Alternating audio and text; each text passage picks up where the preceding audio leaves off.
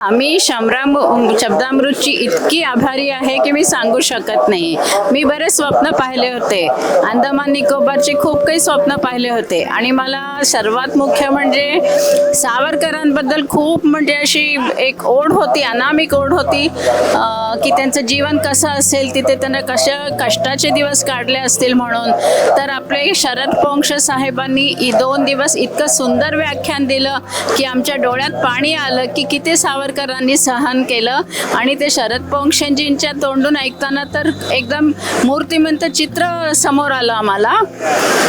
आणि आम्हाला असं वाटलं की खरं आपण काहीतरी करायला, देशासाठी करायला पाहिजे आणि लोकांमध्ये जास्तीत जास्त म्हणजे जागरूकता आणली पाहिजे की आपला देश म्हणजे स्वतंत्र सहजासहजी नाही झाला.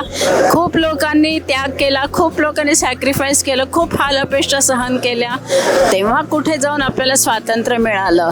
आणि आपल्याला जनरली असं सांगतात ना, खड्ग बिना ढाल, महात्मा गांधींनी स्वातंत्र्य, असं नाही आहे. खूप लोकांनी कष्ट केलेत आपल्या स्वातंत्र्यासाठी आणि सावरकरांनी जे कष्ट भोगलेत आपल्या अंदमानच्या काळ्या पाण्याच्या शिक्षामध्ये, त्याला तर तोडच नाही. तर ह्या सगळ्या गोष्टी शब्दामृतमुळे आम्हाला खूप म्हणजे ऐकायला मिळाल्या, पाहायला मिळाल्या आणि त्यांनी आमची सोय अत्यंत चांगली केली. चांगल्या हॉटेल्समध्ये थांबवलं, चांगलं जेवण आणि ते व्हेजिटेरियन जे आम्हाला आवडतं आणि लागतं. आम्ही अजिबात नॉनव्हेज खात नाही, तर कुठे काहीही नॉनव्हेज नव्हतं.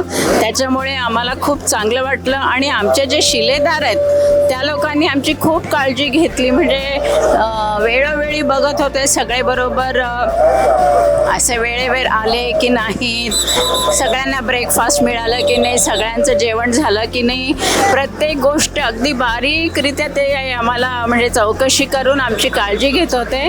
त्याच्यामुळे मी शब्दामृतची खूप खूप आभारी आहे. त्यांना शतशः नमन.